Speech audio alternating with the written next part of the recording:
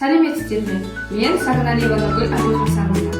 Нөмір 45-ші Нұрсият бөбекжайының педагог ассистентімін. Бүгін мен ата-аналарға балалардың ұсақ қол моторикасын дамытуға арналған үй жағдайында жасалатын ойындармен таныстыратын боламын. Бұл ойынның мақсаты балалардың ұсақ қол моторикасын дамытады және де балалардың есте сақтау қабілетін арттырады.